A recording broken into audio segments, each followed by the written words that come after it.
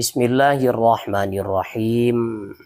Setelah kita membaca kitab Fathul Qorib, mari kita belajar bersama kitab Bidayatul Hidayah. Ini kelihatannya sudah mau khatam ini, tapi ya agak lama. Mungkin setelah hari raya ini. Setelah hari raya sampai berapa bulan baru khatam ya. Bab yang dibahas sekarang adalah adab bersama kedua orang tua. Wa ingkana lan lamun ono laka iku kedue sira walidani sopo wong tuwa loro. Fa adabul waladi mongko utawi piro-piro tata kramane anak ma'al walidaini sertane wong tuwa loro ayyasma'a iku yen to ngrungokno sapa walad kalamahuma ing ngendikane walidain wa yaquma lan yen to ngadeg sapa iki alwalad liqiyamihima krana ngadege alwalidain.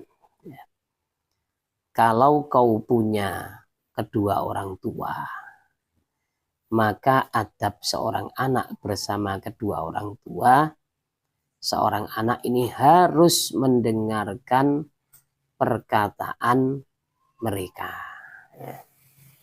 Jadi ketika ada apa-apa, ketika sedang dialog gitu ya, orang tua kok berbicara, kita jangan sampai tidak memberi kesempatan mereka untuk berbicara.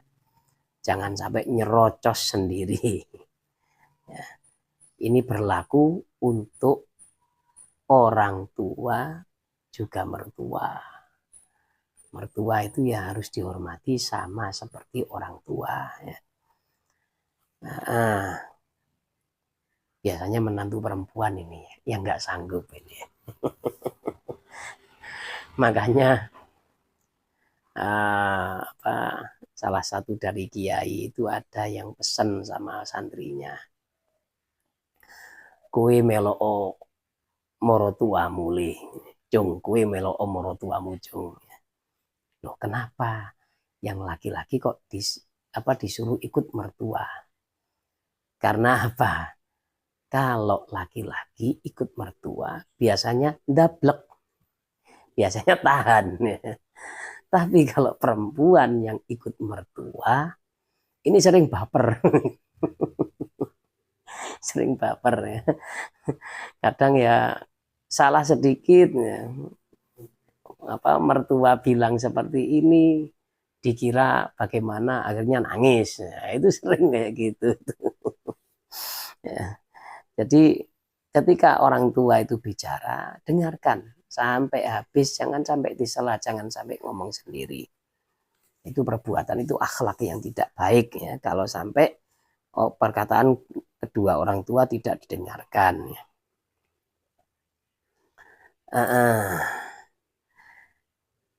Dan dia ini harus berdiri ketika orang tuanya berdiri. Wayam tathila lan yento nurut sopo iki alwalad li amrihima maring perintahe alwalidain. Dan juga harus patuh pada kedua orang tua. Nah itu kan dengan catatan perintahnya tidak berlawanan dengan syariat. Jadi catatannya itu, kalau bertentangan dengan syariat maka kita masuk pada sebuah hadis la ta'ata li makhluqin fi ma'siyatil khaliq. Tidak boleh orang itu taat pada makhluk kalau disuruh bermaksiat kepada Allah. Jadi kalau ucapan orang tua ini ya, ucapan orang tua itu kok mengandung ghibah, apa harus kita dengarkan? Ya jelas jangan. jangan didengarkan kalau mengandung riba. Nah, bagaimana caranya? Ya diingatkan, ngapunten Bu, ngapunten Pak, ini riba. Boten sae.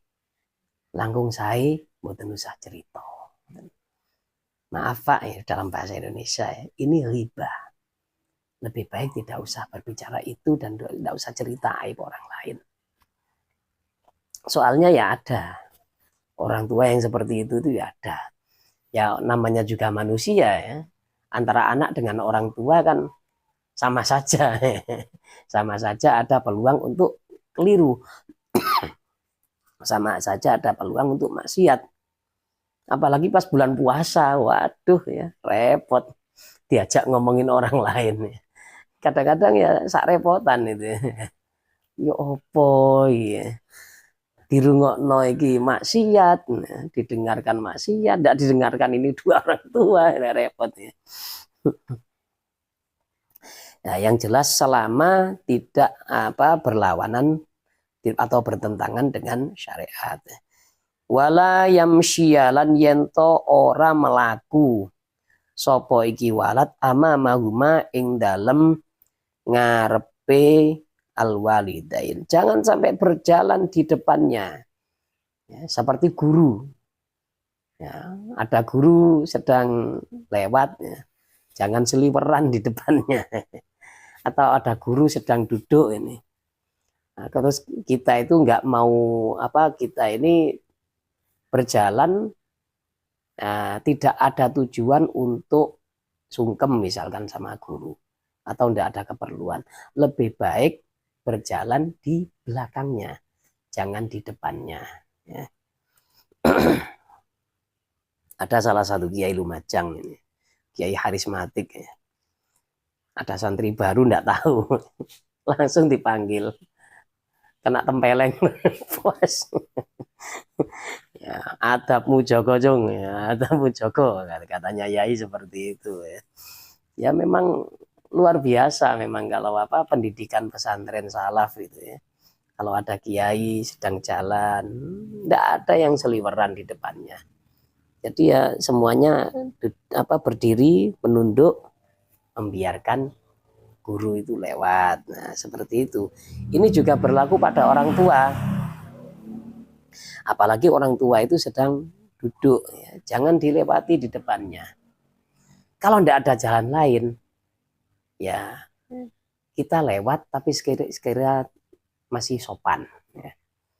Kalau orang Jawa itu kan biasanya agak membungkuk, tapi tidak melebihi batas rukuk. Ya. Membungkuknya itu seperti ini kalau orang Jawa. Amit sewu. Nah, ini. Itu kalau tidak ada jalan lain memang ya seperti itu ya. Wala yarfa'a lan yento orang ngangkat utom banterno sopo iki alwalat sautahu ing suarane alwalat fawqa aswatihima ing dalem dure piro-piro suarane alwalidain. Dan jangan sampai bersuara lebih keras di atas suara mereka berdua. Wa yulabbiyalan yento nyaut sopo iki alwalad da'watahuma ing undangane alwalidain. Kalau dipanggil kedua orang tua, jangan sampai tidak menjawab. Misalkan ya, orang Jawa, jangan sampai diam saja. Nah, maka kalau bahasa Jawanya dalem Bu, dalem Pak, itu ya. Kalau dalam bahasa Indonesia, nah, iya Bu, nah, itu iya Bu. Kalau bahasa Jawa kan dalem, nah, itu ya. Harus menyaut seperti itu ya. Wa yakhrusolan yen to ngungseng utawa njaga sapa iki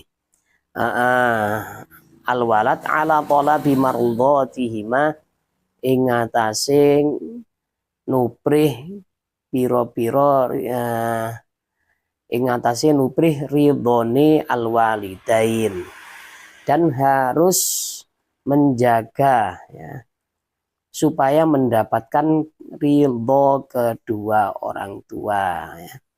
Orang tua itu kalau tidak punya unek-unek pada anak ya, tidak punya kemarahan pada anak ini, maka anaknya ini akan selamat ya, akan enak hidupnya dunia akhirat.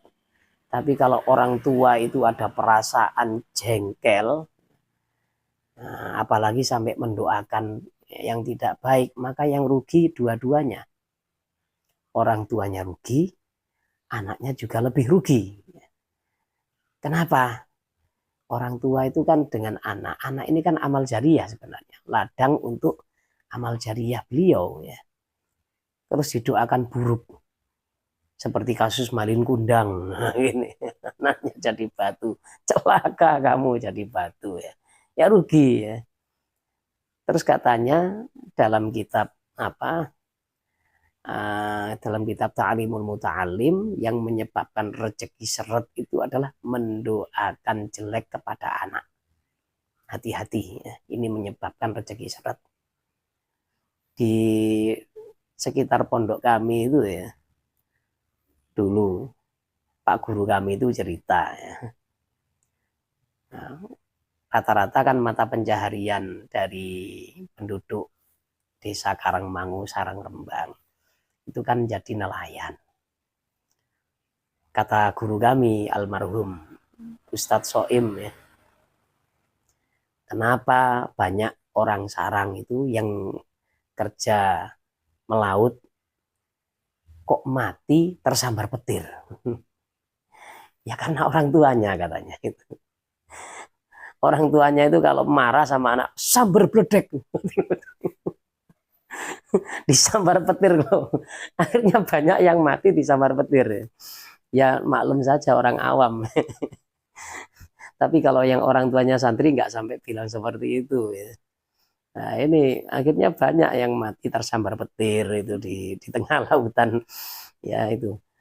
Dan memang apa, orang tua itu harus super hati-hati, super hati-hati ketika marah kepada anak. Jangan sampai sembarangan kata yang keluar. Nah, jadi sebagai anak kita ya harus hati-hati, jangan sampai orang tua ini jengkel. Orang tua harus ridho ya, kepada kita ya.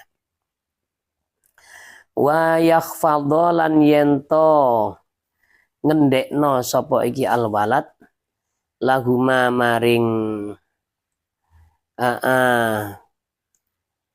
alwaliden janahadzulli ing suwiwine kehinaan ya.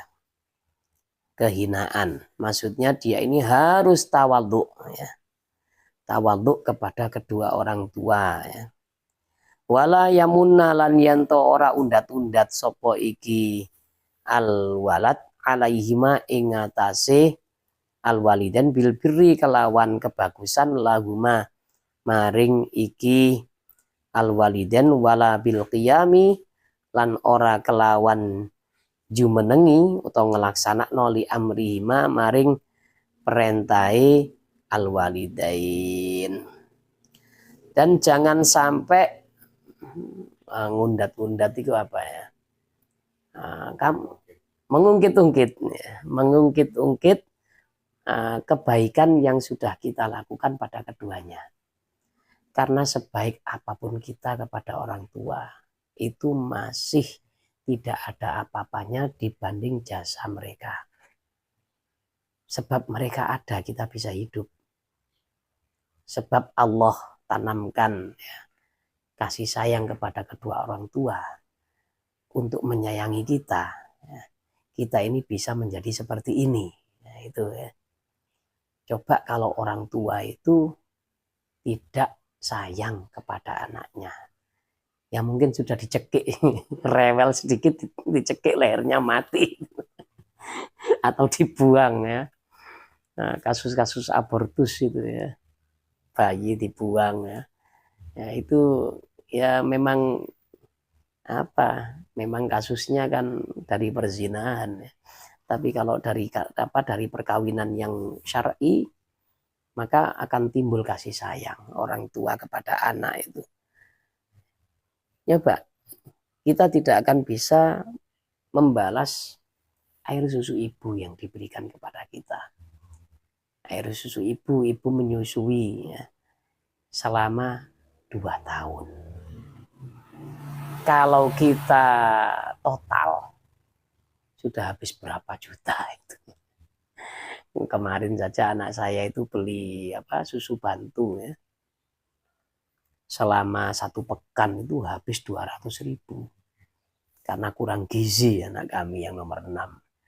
Kita beli susu SGM yang tuh Optigro itu.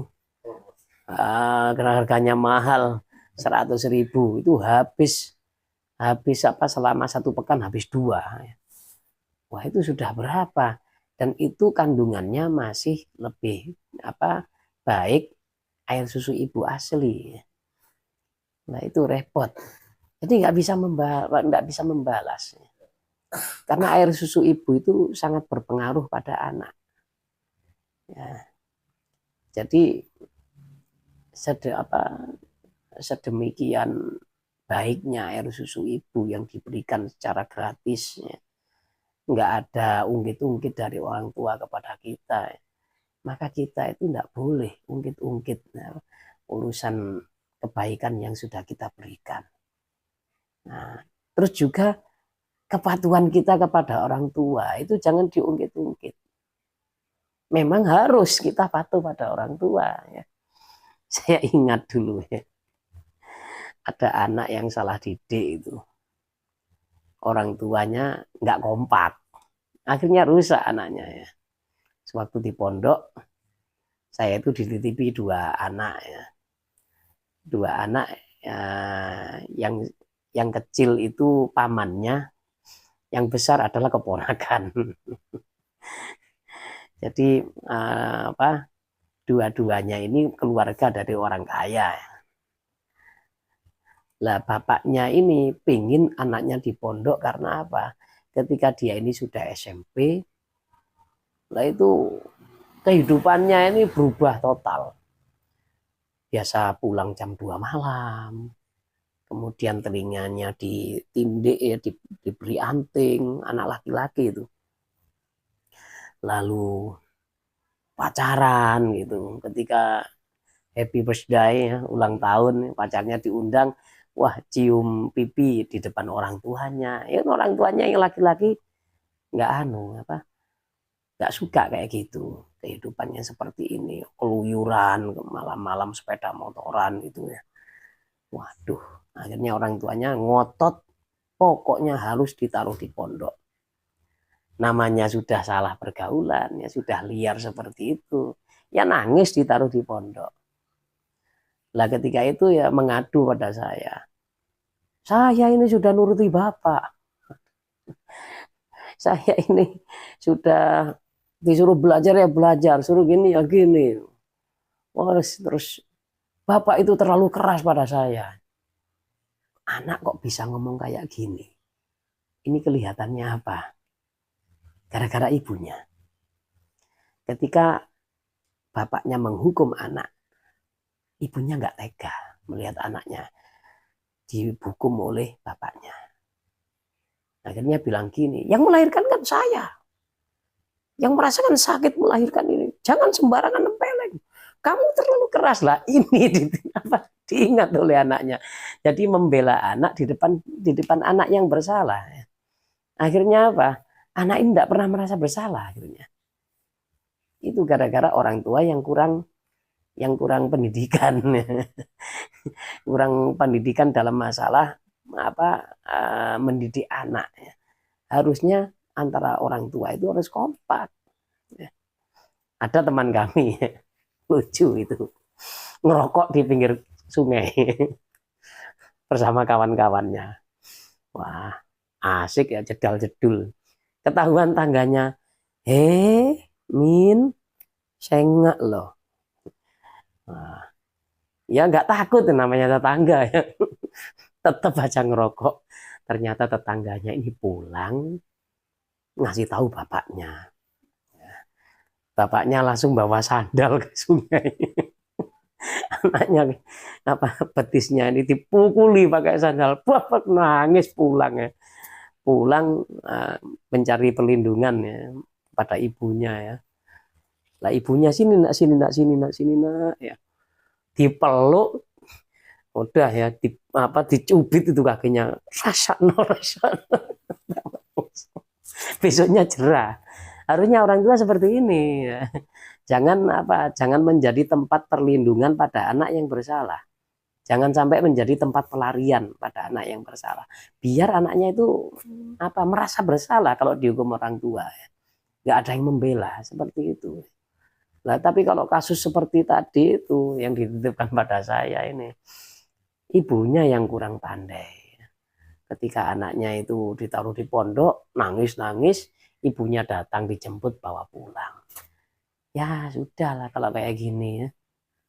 Akhirnya mentalitas dari anaknya ini akhirnya tumbuhnya nggak baik, nggak pernah merasa bersalah.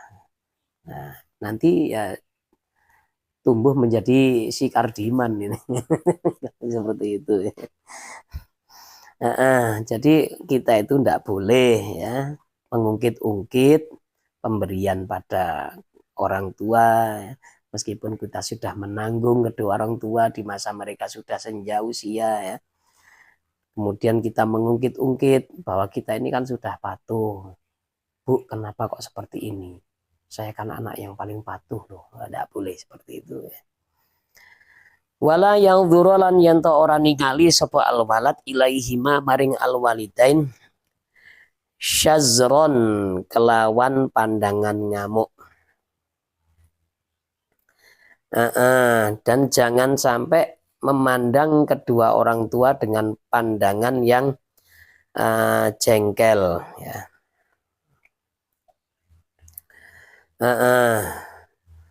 Wala yaqdibalan yento ora merengut sapa alwalad,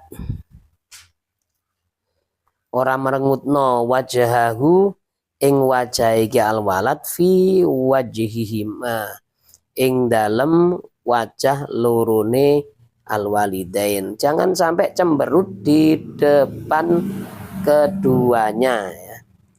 Wala yusafiro lan yento ora ya musafir ora lungo sopo iki alwalad illa biiznihima kecuali kelawan izine alwalidain ya. Jangan sampai pergi kecuali dengan izin kedua orang tua ya. Ada dulu itu orang mau jihad fisabilillah ya. Kemudian daftar pada Nabi. Nabi ini tahu ini punya dua orang tua yang sudah usia senja, kasihan, tidak ada yang rawat ya. Akhirnya Akhirnya Nabi, jihadmu adalah birrul walidain. Dah itu. Kemudian ada seorang tabiin ya dari Yaman itu yang terkenal itu namanya insya Allah Uwais ya kalau tidak salah itu ya. Beliau ini Masya Allah ya, diceritakan oleh Nabi. Nabi itu sudah tahu kesolehan dari Uwais ini ya. Orangnya soleh sekali ya. Uwais Al-Qarni lah itu orangnya ya. Sangat soleh sekali dan merupakan orang yang ahli jannah, ahli surga. Sampai Sayyidina Umar itu penasaran. Siapa ini orang ini ya. Nah, kemudian pada waktu itu Sayyidina Umar ini mendapat pesan dari Rasulullah kalau ada Uwais Al-Qarni jangan lupa minta doa. Orang ini dirundukan oleh Rasulullah tapi nggak pernah datang ke Rasulullah, nggak bisa jadi sahabat. Cuma Sayyidina Umar yang seorang sahabi dianjurkan untuk minta doa. Berarti orang ini memang istimewa. Nah, setelah wafatnya Rasulullah, Uwais Al-Qarni ini haji. ketemu Sayyidina Umar.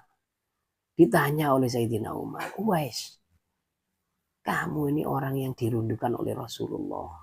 Sering dibicarakan Rasulullah, katanya seperti ini, seperti ini. Kenapa kamu kok nggak pernah bertemu Rasulullah? Nah, jawaban dari Uwais, saya ini mempunyai seorang ibu yang sudah tua renta, yang sangat membutuhkan saya. Karena itulah saya tidak bisa hadir menemui Rasulullah. Nggak bisa hadir karena memang sibuk dengan ibu saya. Nah sekarang ibu saya sudah wafat, saya bisa haji. Ya karena birrul walidaynya ini, birrul walidahnya Uwais Al-Qarni ini, ya, yang membuat Uwais Al-Qarni ini naik derajatnya menjadi wali Allah. Ya. Dan doa orang tua, Masya Allah mustajabnya. Kemarin itu benar-benar mustajab memang. Saya buktikan sendiri. Pada waktu ibu ini mau umroh, ya, istri saya pesanan, Mi tolong doakan, punya mobil Panther. Ya. Akhirnya didoakan. Ya akhirnya dapat itu yang ada di luar itu. Waduh, ketika kami ziarah umroh ke kawan, disalahkan ya, istri saya itu. Kenapa kok minta Panther sih? Ya saya sesuai dengan kemampuan, saya dengan dompet. Kata kawan kami yang umroh, Allah Maha Kaya, mintalah Innova. Minta Innova tanpa hutang ya Allah. Ya eman sebenarnya ya. Orang tua ke sana kalau doa Innova tanpa hutang, mungkin ya keturutan sebenarnya ya.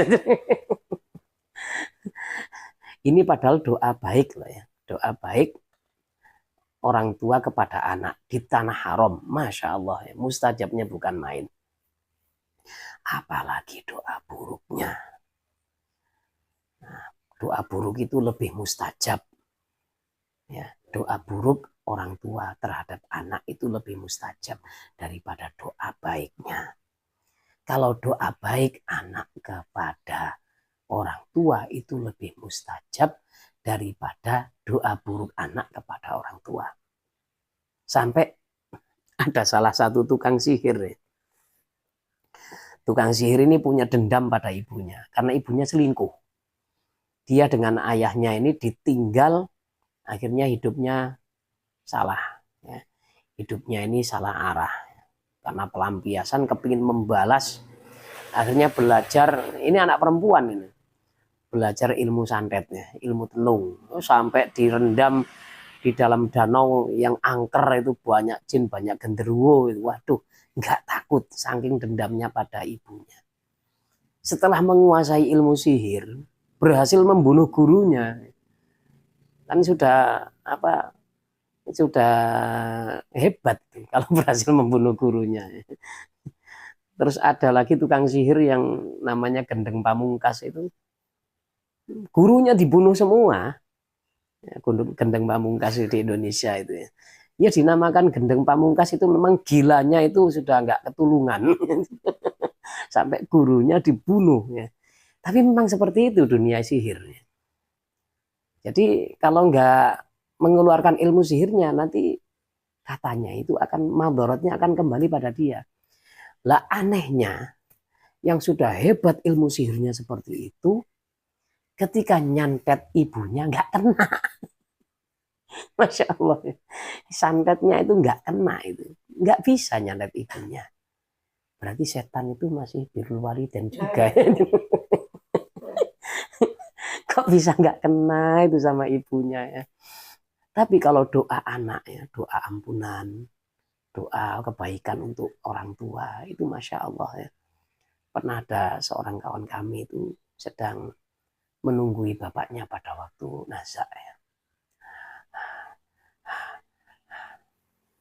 Kemudian di akhir tarikan nafas itu, kawan kami ini berdoa, ya Allah, ya, ighfir, Allah maghfir liwalidayya, ya.